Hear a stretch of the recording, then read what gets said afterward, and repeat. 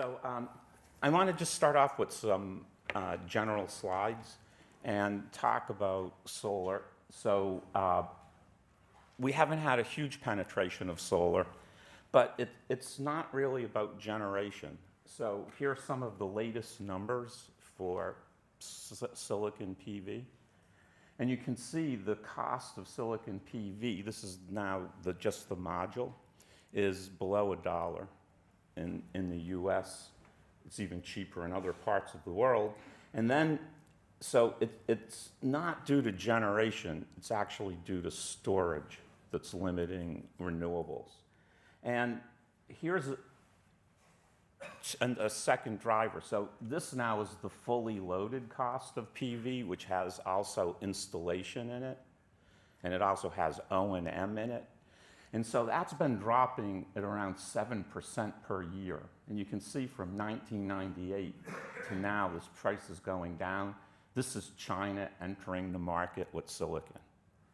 And that's led to this dramatic increase in terms of installed units. But the other driver, which the US is now dealing with, to just upgrade the grid, all the power electronics and everything that needs to be done to the grid in the future, this grid, just to maintain it, is going to cost around $100 billion a year, maintain and upgrade. And so if it's going to be that huge investment, and with this thing dropping, it's leading to what we call load defection. So people are starting to change their ways. And this is real data. So in places like Honolulu, Japan, any place that's an island, it's already becoming competitive. So here's the mix. This is grid electricity from fossil fuels. And in 2014, that's the penetration in places like Honolulu, Hawaii, for just PV. The prediction is in places like Louisville, which have a lot of coal, it's going to be slower, the penetration, but you'll finally start seeing it penetrate here. In LA, you already have penetration of silicon PV. And if you notice, there's the generation, it kind of flattens out, and then this green piece is the storage piece. And that is going to be critical as this evolves in time. And actually, you'll start seeing this load defection because of the price of the grid and because of the lowering cost of silicon. But it's this green piece that is basically up in the air right now. And this is why I believe you guys will all have pretty much you're solid in terms of job employment for the next few years. Because where investors are now looking, and these are 3 different big investment consultantships and analysis companies for investors. If you start looking, these numbers are getting enormous. So you're talking about somewhere between $500 billion to $1 trillion industry by 2025 in energy storage. And it's these light green bars and there's basically $0 right there now. So you can start to see this market is going to actually drive investment and will drive some of your discoveries to market. And this is where investors are now looking. And when I say investors, it's not VCs. I'm talking about investment bankers, like the real people.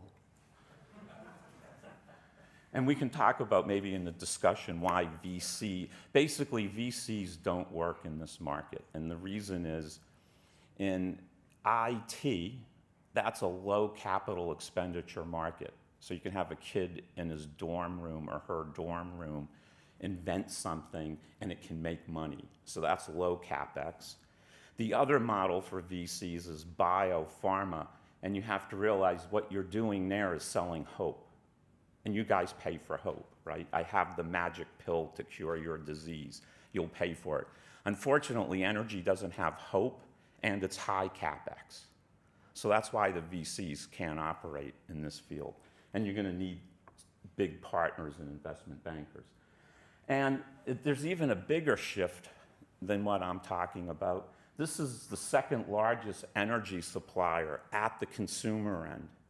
It's called NRG. And you can see this, the CEO of NRG is even talking about, we're going to have centralized power for sure, but there's even a shift from centralized to decentralized where it's consumer driven. And that's happening in different forms. So you probably think, oh, I'm going to have some PV in my basement generating energy. But one of the biggest fights in the US right now, and it's happening in the state of New York, and the National Resources Defense Council is leading it, and the Environmental Defense Fund, is the consumer who's getting the electricity. The fight in court is, does the power company get to decide what flavor of energy you get? Or do you as a consumer get to tell the power company what flavor of electricity you want to get? And so this decentralization isn't just a hardware decentralization, it's who actually owns the energy. And that's being played out in the courts of the United States right now, that battle. And if it gets to a consumer, you could have communities saying, I want green energy, or I want this amount of green energy, and you can't sell me fossil fuels. So that fight is playing out in the US as I speak right now. So there's a big shift in terms of decentralized energy, decentralized ownership, and then you have these competing issues, or I'll say complementary issues, of decreasing hardware PV costs with an aging grid. And so today I'll just tell you about two types of energy storage, solar fuels, but I want to also mention batteries. And the reason is this one is hard to deliver in terms of near-term investment. And the reason is that you don't have a hydrogen infrastructure. So if you guys make hydrogen, or I give you hydrogen, or you give somebody, they'll probably use it to blow up balloons, all right? They aren't gonna know what to do with it. And so you can do what you want, but in terms of investment, no investor will go into this market until there's an energy infrastructure to deal with hydrogen. They're very reticent to do large-scale investment. And so if you want to do something quickly, you can't, I mean, and this group should be way down the road, but if you want to do something really quickly, you can't go way down the road. You need to basically jump 2 steps ahead and do something that way. And we made a hard decision a few years ago to actually do that. And I'll tell you just at the very end what that is all about. So this will be grid storage. And this is what we are all familiar with. I just want to say something about photosynthesis. And Jim certainly, in 1997, I met Jim. I still remember this. There was a meeting in Finland. And we started talking about photosynthesis from an energy perspective. And at that time, also, Jerry Babcock was there. So Jim had his 2D maps, his electron diffraction 2D maps of the photosynthetic membrane. So it was a really exciting time. And what I did here is I just broke photosynthesis down without getting into all the beauty of the biology to what I would call a systems engineering analysis of photosynthesis. So you have light coming in, and then the plant doesn't know what to do with light. Like, we don't know what to do with light. So what it immediately does is it turns it into a current. The current is a wireless current. It then stores the energy. We deal in a world of EMF, electromotive force. Electrons come out of the wall. In biology, electrons actually drive proton transport, and the protons store the energy. Actually, we're kind of in the home of that, Peter Mitchell, the chemiosmotic principle. And so it stores the energy in a PMF, and then from that PMF, you drive water splitting, and you make H2. And so that's what we set out to do, same idea, light in, wireless current, and then coat the PV with catalysts that carry out this chemistry. And I don't want to talk about that today, because that gets us to here. What I want to talk about is the next step. which is how do you make a carbohydrate or fuel. And we all forget, a lot of us forget this, that reaction's done in the dark. It's not done in the light. So when you look at photosynthesis, the energy in photosynthesis to split water is 1.23 volts, right? And then delta G is minus NF delta E. So I've normalized it to the number of electrons in delta E. So it's 1.23 volts. If I take CO2 plus water to glucose, it's 1.24 volts. And in that 1.24 volts is water splitting, which is 1.23 volts. So CO2 plus hydrogen to almost anything is thermoneutral or downhill, except for a few CH products. So understanding that this reaction is done in the dark, that's going to be one piece of today's talk. Use the water splitting, what this community does up front to store the solar energy, but then don't tie yourself to a photon. That will be expensive when you get down to doing techno-economic analysis and systems analysis. It's really dumb to have the organism collect the light and do all the chemistry, because then the organism needs to see light, take advantage of this community, what it does to make the hydrogen, and then go make an organism in the dark that can take the hydrogen and CO2 and make whatever fuel you want. So that will be the strategy for today. So to decouple the light harvesting and the energy storage piece, which is making hydrogen, from the fuels piece. So we'll use this up front. This catalyst people have talked about. Here, oh, by the way, you need to be in water. Biology doesn't like concentrated base or acid, sorry. And by the way, trees don't grow in concentrated base, so photosynthesis works at neutral conditions. And that's critical for what I'll talk about today. And then for hydrogen, we've used the nickel molybdenum zinc alloy, but nickel is incredibly toxic to these organisms. It interferes with the zinc, different types of zinc functions in the enzyme. So we had to leave nickel, and we're actually just using cobalt phosphide alloys. These alloys have been known forever. They're actually used as anti-corrosion coatings to metallic surfaces, and they end up being absolutely great hydrogen evolution catalysts. So this isn't like nanocrystal cobalt, this is just cobalt doped with phosphorus at 10% to make an alloy. And these things are champs at making hydrogen, and the cobalt is compatible with the bioorganism. And so this is what I was saying now. We tend to, the field is invested heavily to get to here, and then there's no existing infrastructure to accept it. By the way, that's changing, and it's due to our arch nemesis, fracking. So in the US, this is one of the visions of the car companies, Toyota and Honda. Everybody's going to be having natural gas coming into their home. So in a one-step reforming process, you can take CH4 plus water to take H2 and CO2. You still make CO2, but then the hydrogen can go right upstairs into the car.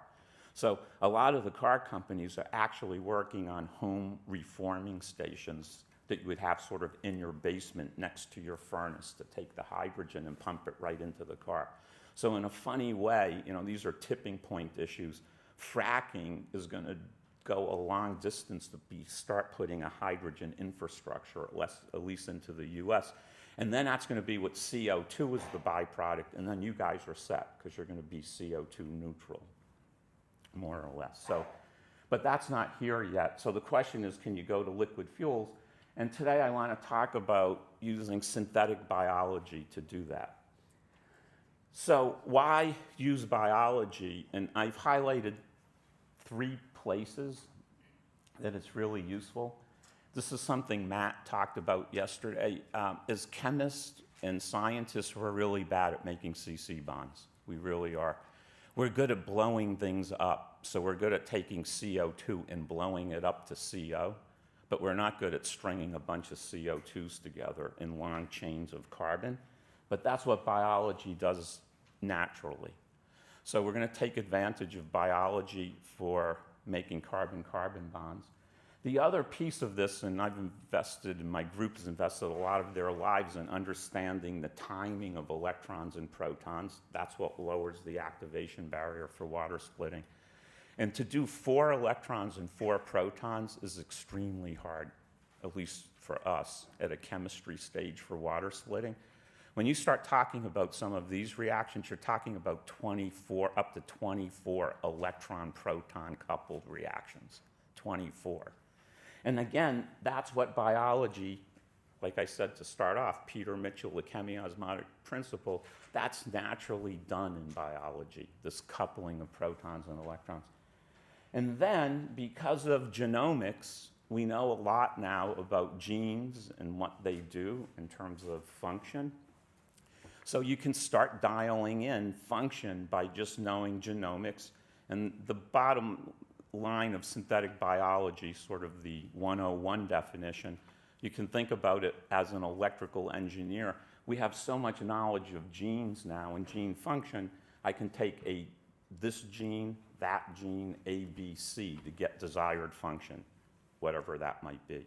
And so this power of synthetic biology in the last 10 years, because of genomics, has become massively open-ended. And you can start designing at will, at a genetic encoded level, what type of product you want. And I'll show you that today. So here's the strategy. And this is the strategy that interfaces with what we've been hearing the last few days, is here's photosynthesis. You have PS1 and 2, and that's doing the water splitting to make H2, and H2 in nature is stored as NADPH, and then the O2 is released. The NADPH gets fed into the Calvin cycle for biomass. But this community has taken this piece out of the picture, right? Because you can do the light harvesting, and we've been hearing in this meeting, we're hearing now solar to fuels efficiencies 10% and greater. So we're there in terms of a solar fuels efficiency of 10%. So I don't need this. The challenge with the biology, and this is the only thing we had to do, is how do you hardwire the hydrogen into the biology? And people, there's a massive community, and mostly microbiology, they've tried really hard. They've used nanowires. They've tried to hardwire the electrode effectively into the metabolic cycle. And that's a difficult thing to do. So instead of fighting that, what we decided to do is, if I don't need this because we can do water splitting, what I need to do is, in the membrane, I got to put a hydrogenase. And once I put that hydrogenase in there, that is the function of hydrogenase, to breathe hydrogen in and then get the 2 electrons and 2 protons out, coupled to NADPH production.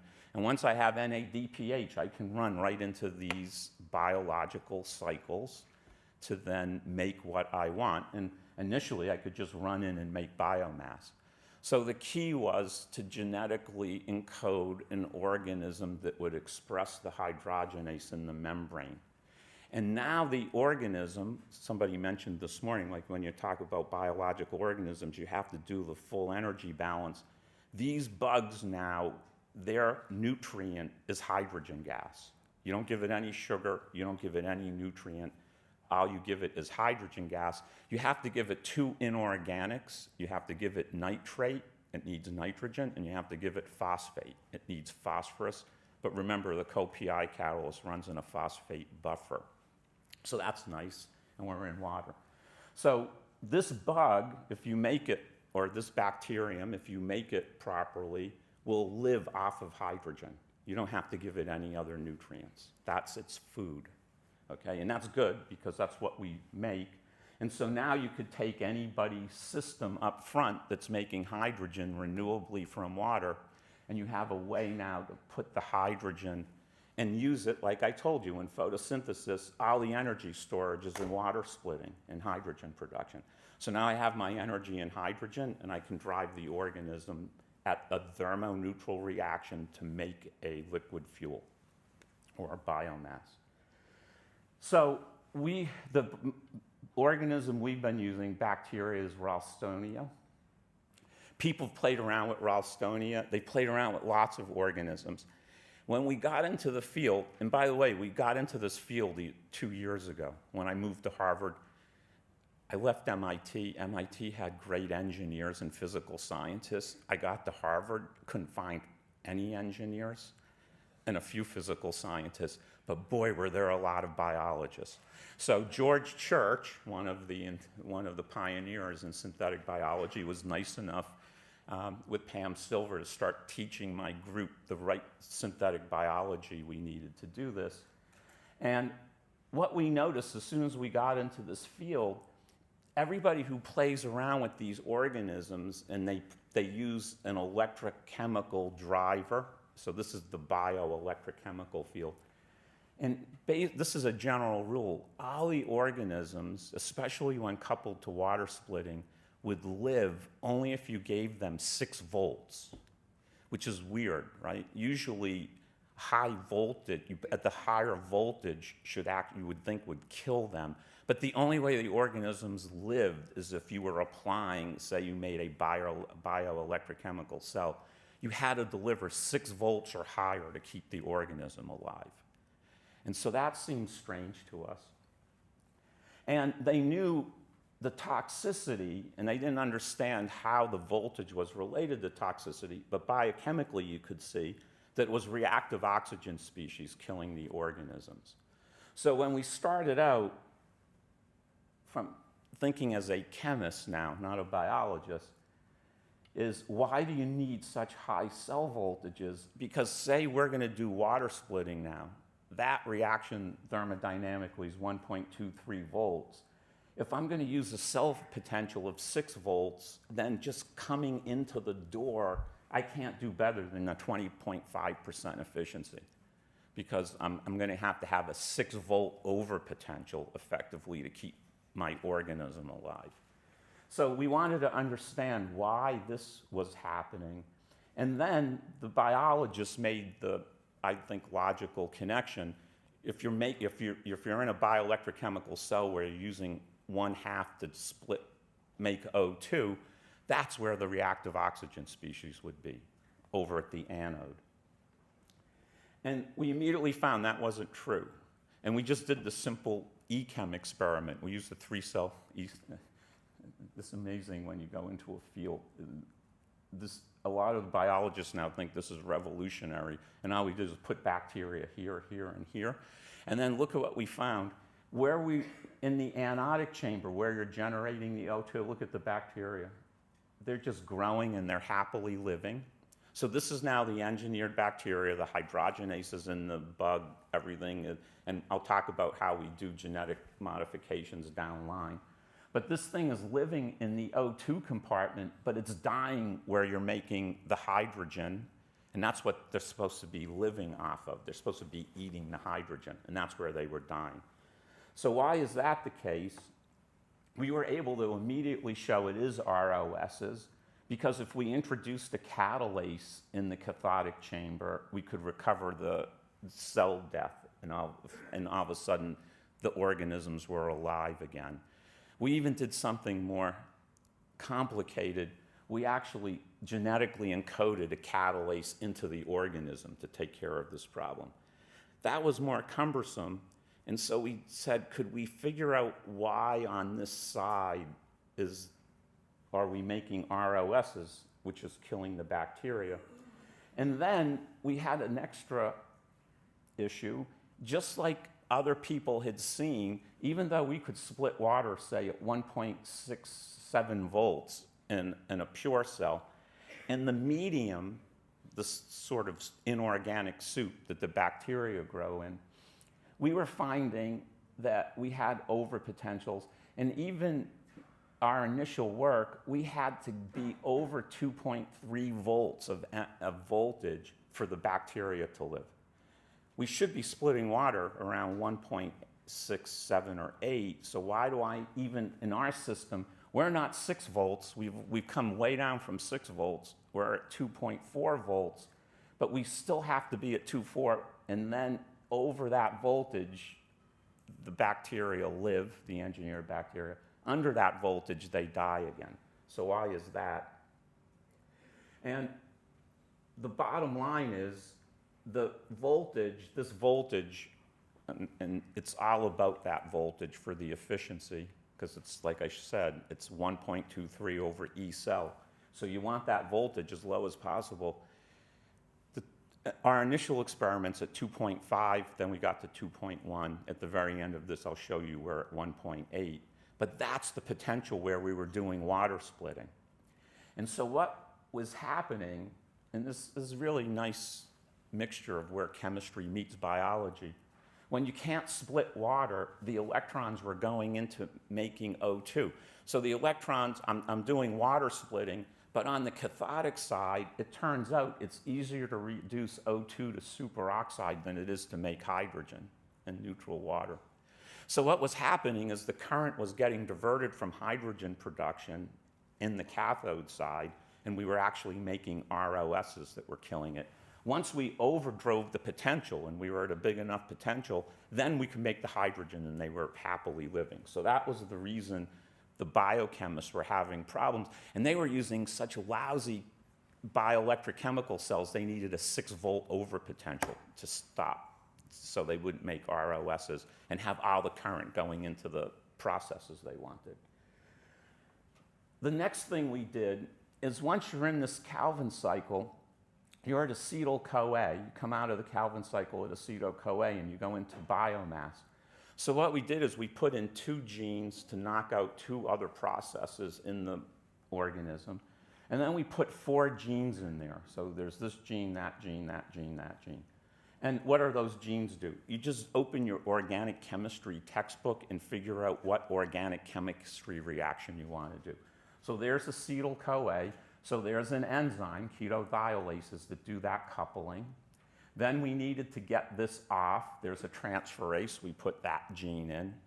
I mean, it's literally that easy almost once you learn the technique of the genetic engineering. Then we put in an acetoacetate decarboxylase, get that CO2 off. Then we just put in we just hydrogenated in this case, it was acetone to get to isopropanol.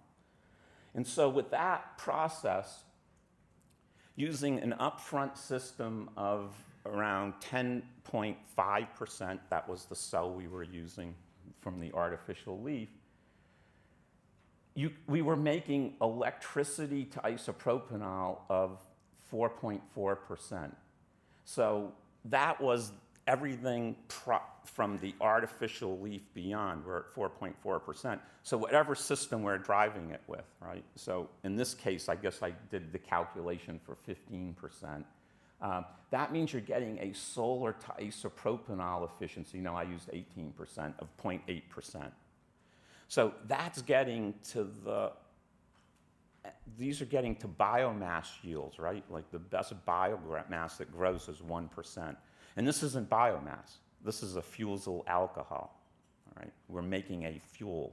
We're not making the biomass. We're already over 1%. We're at 4.4%. What's interesting is we started out with acetyl-CoA. If you put another carbon in there, propionyl-CoA, you can then come into a fatty acid cycle, and you can add 2 carbons. So if I start off with an even number of carbons, I can make evens fatty acids. If I come from an odd, I can make odds. And that's now manipulating the fatty acid chain. We then actually, in this experiment, we've now made the fatty acid. We just filter off the engineered organism, and we have the solution. And then this is actually Ceramatech. That's owned by the Coors family, the beer company. They own the largest ceramic company in the world. I don't know if you know that, Coors Tech. And so they have what's called a Nasicon membrane.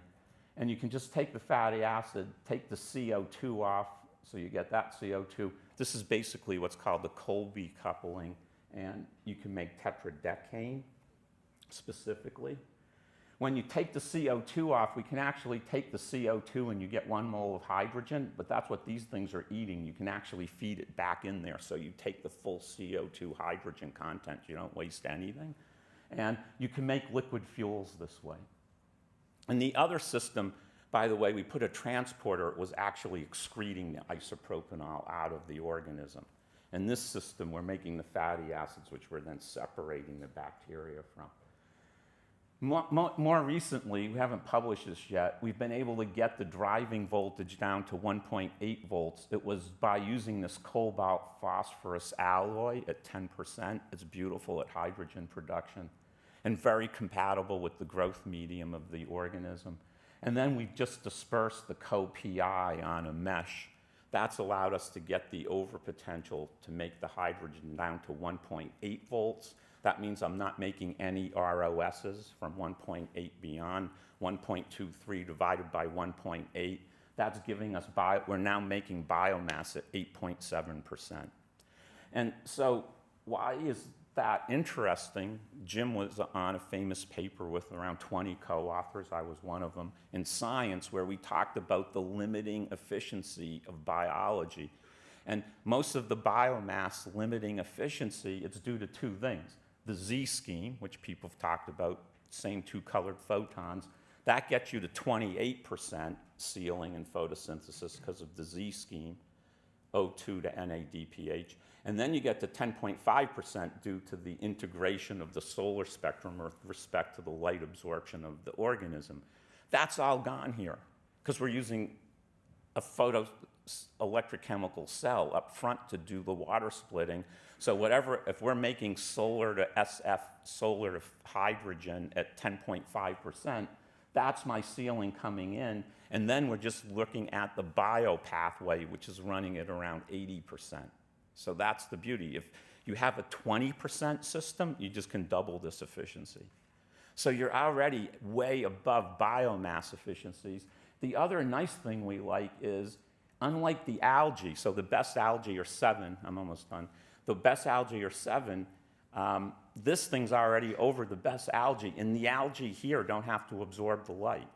So there's a huge cost to using algae. You got to put them in glass tubes, or you got to put them in ponds, you got to pump them, and every algae needs to see sunlight.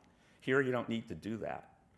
Your artificial leaf needs to see, or your PEC needs to see sunlight. These guys are doing everything in the dark. So you can take all the algae techno-economic analyses at 5 or 7% and then offload the cost of having the thing have to absorb light. So that's very powerful. To end, that's the fuels piece. How about the battery piece? It's very coupled to water splitting. And this is what's called a flow battery. So what you do is you take 2 glasses of water, put 1 compound here, 1 compound there, use the sunlight, and I take an electron out of 1 compound, so that compound's in here, pull the electron out, so I'll run it first as an electrolytic cell where the sunlight oxidizes this material and puts the electron here. Then at night, when the sun goes down, you run it galvanically. You just let this now flow over this membrane. This flows over here. The electron goes in an external circuit, and you have an ion transport, sodium or potassium, through the membrane. And so that's called a flow battery.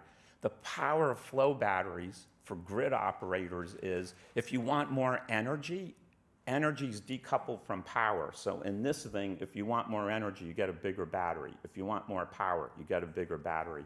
Here, if you want more energy, you get a bigger tank. If you want more power, you keep the same tank, you add a few extra cells, and you flow faster.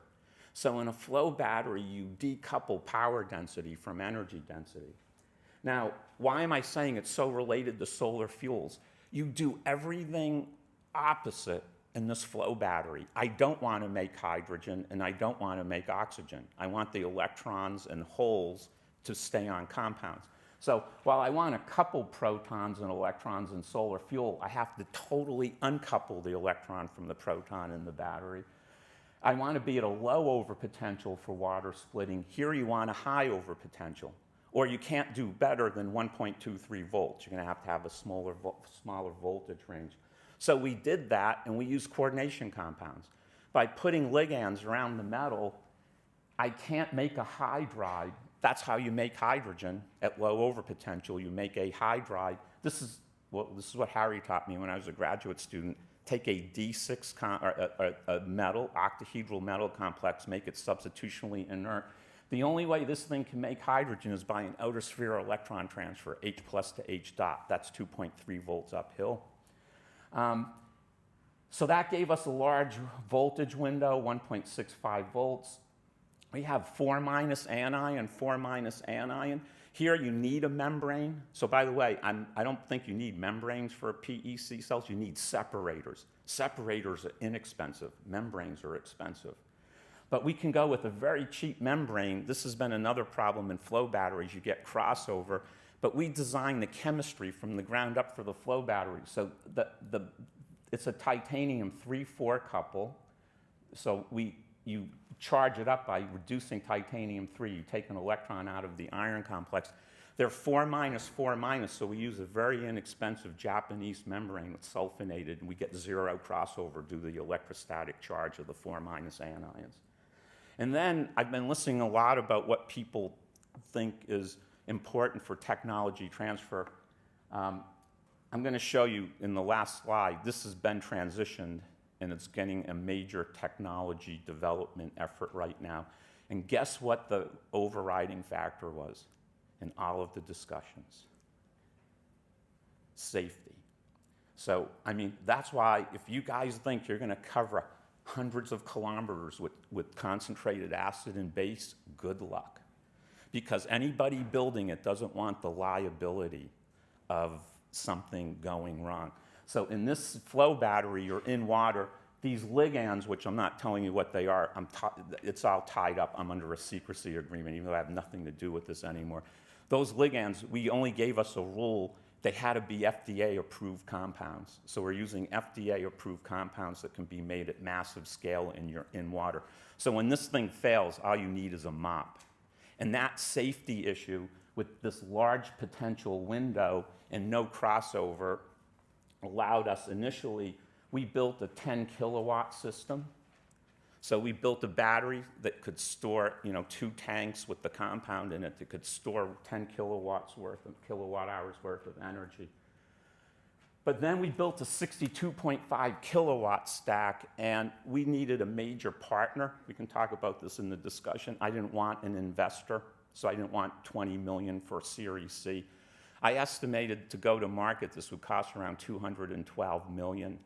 And so instead of getting an investor, I got a partner, Lockheed Martin. They build big things, usually to blow people up.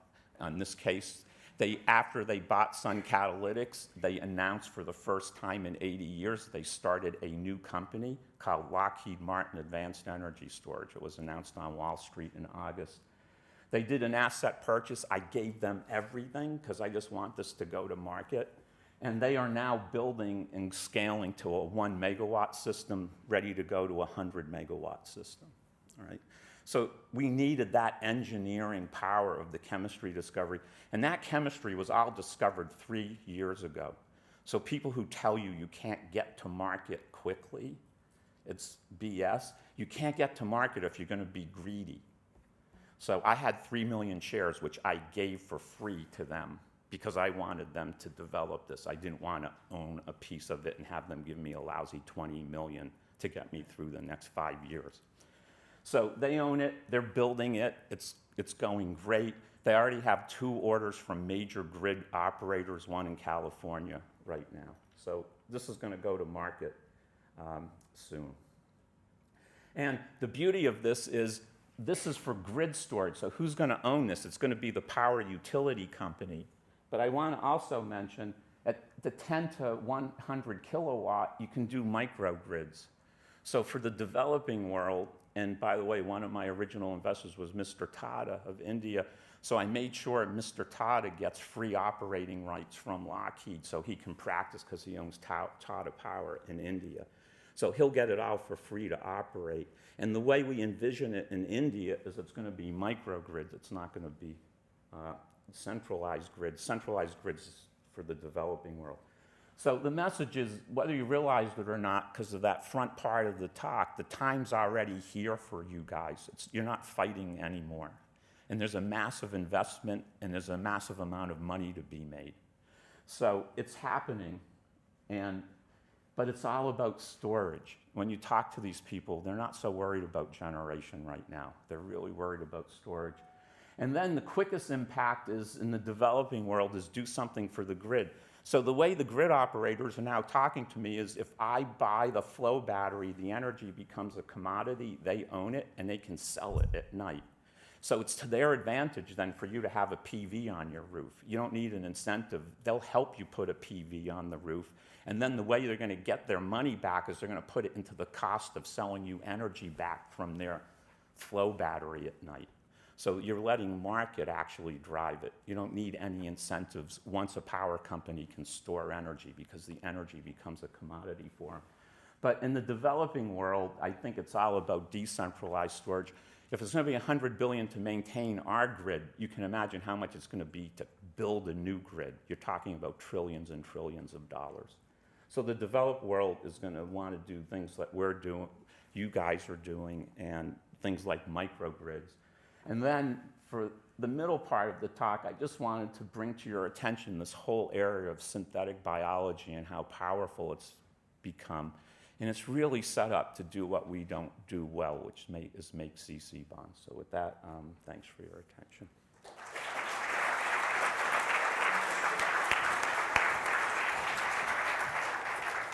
Okay, thanks, Dan, for this very nice lecture. The session is open for question.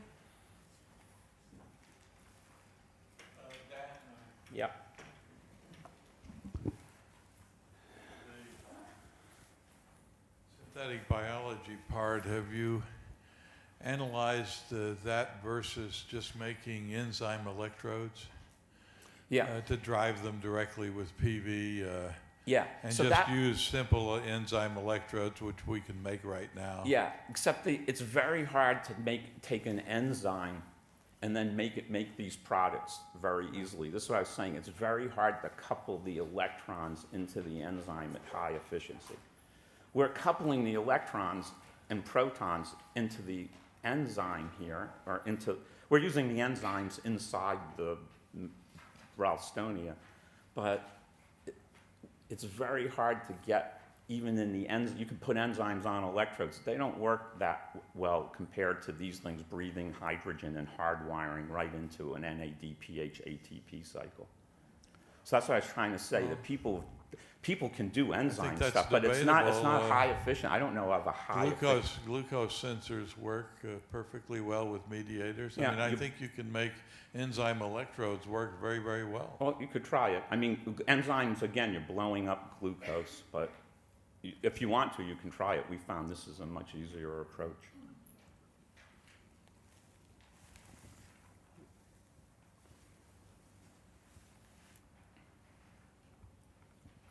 Thank you. Mary Archer. Dan, thank you. Great talk.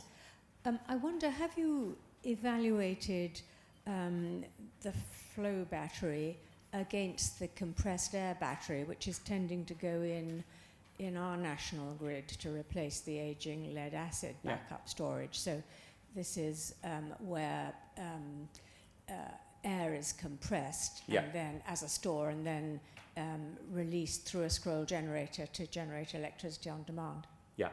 So, Mary, we haven't done the compressed air energy storage analysis, and that is actually there are a bunch of fledgling companies in the US trying to do that. I will tell you, I do know we did a lot of techno-economic analysis on this flow battery, so I'll give you the numbers. For grid operators to break even, the CapEx costs, capital expenditure costs for them, has to be around $300 per watt. And to give you a feeling, Elon Musk, with his lithium batteries, which he's been hyping because he needs investment, those things are coming in at $650. All lithium batteries are coming in at $650. So that's why A123 failed, which was a lithium battery company. When they tried to save themselves, they tried to do grid storage too expensive. Elon Musk is using exactly the same materials everybody else is. So most of the batteries come in at somewhere between $500 to $650. 300 is the break-even point. When we sold to Lockheed, one other thing we did is we let Lockheed use it for 6 months because I had built the prototype, and they just used it. So we were in at around $210, my cost analysis. That's including chemicals, the whole thing. Of course, those guys are really good engineers, and they got it down to $175 by the end of 6 months of usage. And when they did that, that's when they bought it. So to get into this market, you got to be under 300, and that flow battery is running at 175. But I haven't done it against compressed air energy storage. In the back. There is a question in the back. Just wait for the microphone. Just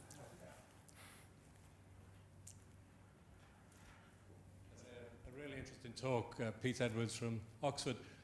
I know you can't tell us about the ligand, but you form a radical cation, I guess, when you reduce the titanium-4 to titanium-3. So I guess that's a problem. You have a fairly reactive ligand that's left behind. Oh, sorry, the ligands aren't coming off.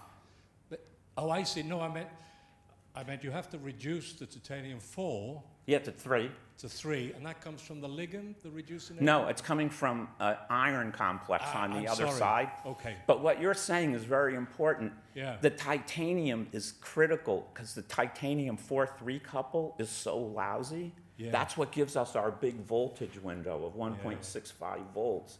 And there we should be making hydrogen. But because that thing's coordinatively unsaturated, it can't make a hydride. And so that's what's allowing us to run at coordinatively saturated. Coordinatively saturated, sorry. Sorry, because what it's was that, Professor coordinatively Gray? I missed saturated, it can only make hydrogen It can by only an make- outer sphere electron transfer. Yeah, So yeah, that's why it's literally, you got to do everything opposite that you do in this field to do water splitting. Yeah, very interesting. Thank you. any other question? Oh yes, Jim. Okay. Dan, that was really nice. I just got one question about what you were saying about how those cathodes were changing from reducing oxygen to reducing protons as you up the voltage. Was that because for proton reductions are two electron reductions, so as you go up to high voltages you get lots of electrons and that reaction dominates? Yeah, kinetically, you make the superoxide species. Yeah. But this is what I was trying to say this morning. When you make good catalysts, it's much more facile. So you're just beating out the ROS reaction kinetically by making hydrogen. So when we've analyzed for the ROSs, as soon as we get to a potential to do water splitting, meaning make the H2 on the H2 side where all the electrons are going to H, we see 0 ROSs. I mean, and I didn't tell you the whole story. While we were goofing around, this is just biology, natural. We found there's this one organism, there were some organisms that weren't dying. They had mutated against ROS, and we've genetically sequenced those. So now we have even an ROS-tolerant Ralstonia. That was just luck.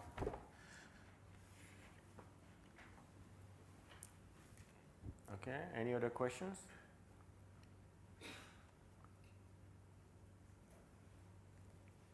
So I think we can close the session. And I think we have tea break or coffee break, only 20 minutes. And so we are here at 20 to 3 in the room for the discussion session. Thank you very much.